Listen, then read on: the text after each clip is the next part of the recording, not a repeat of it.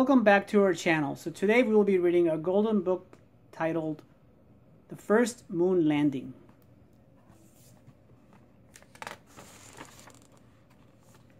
On July 20th, 1969, two human beings walked on the moon for the very first time. It is an amazing story. The moon is our planet's closest neighbor in space. It is more than 238,000 miles away from Earth. Humans have always gazed up at the moon, and we have always had the same question: what's up there? Flying to the moon seems impossible until the 1960s. In 1961, President John F. Kennedy made a promise. He said America would land astronauts on the moon and return them safely to Earth. By 1970, this trailblazing moon mission would later be given a name: Apollo 11.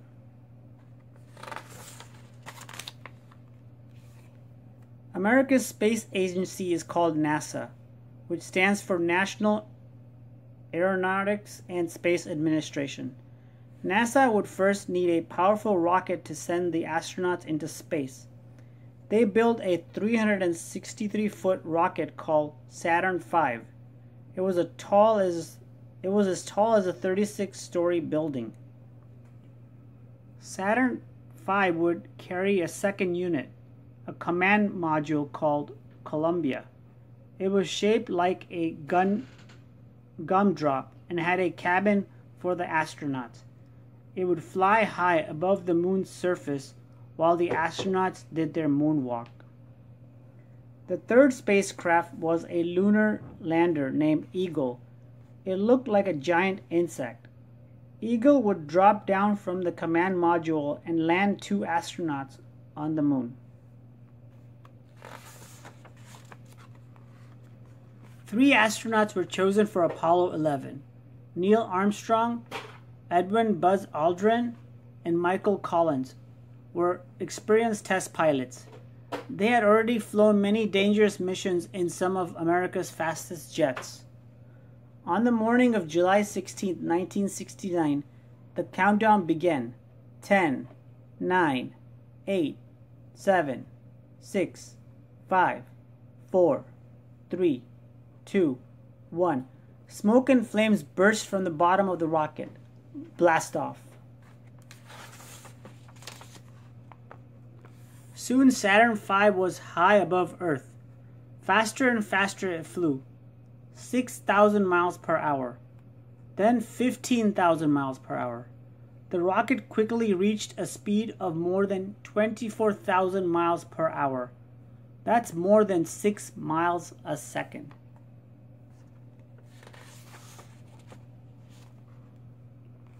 Once in space, Saturn V separated from the command module. Next, the command module separated from the lunar module. It turned around, then docked with the lunar module to join the hatches from the command module to the lunar module. Then the command module Columbia and the lunar module Eagle flew on towards the moon. After 3 days in space, the command module was finally in the right place above the moon. Armstrong and Aldrin got into their spacesuits, then climbed into Eagle. Collins would stay in the command module, flying high above the moon. There is no air on the moon. It can be both freezing cold and really hot. The astronauts' spacesuits would give them air to breathe.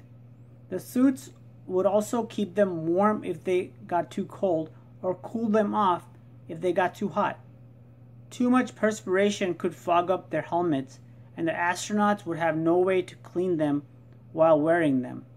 Their helmets also had radio gear for communicating with Collins and the NASA scientists back on Earth.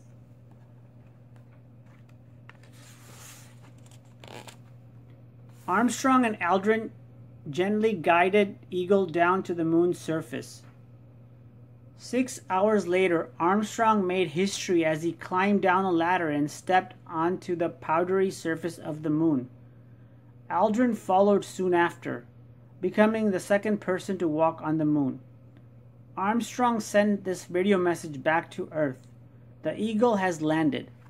That's one small step for man, one giant leap for mankind.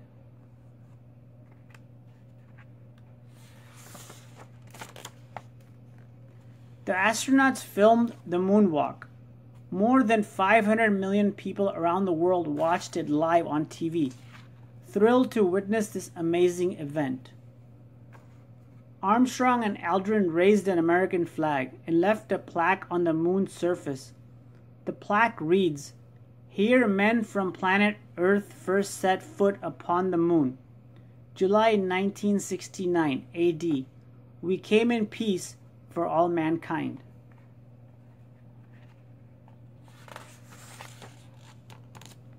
The astronauts spent nearly 22 hours on the moon. They took photos and collected 40 pounds of moon rocks. They also left something behind, the first human footprints on the moon. Soon it was time to return to the command module. Aldrin and Armstrong fired up Eagle's engines and blasted off. Hours later, they were back with Collins in the command module. Columbia was heading home.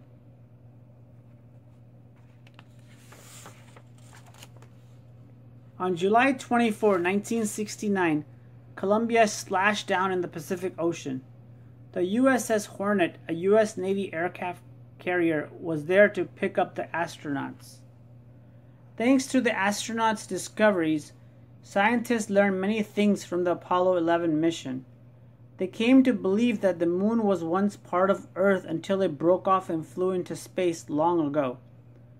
Scientists also found evidence that the moon has moonquakes just as Earth has earthquakes.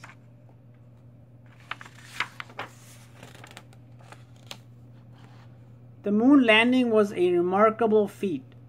Armstrong, Aldrin, and Collins were America's newest heroes.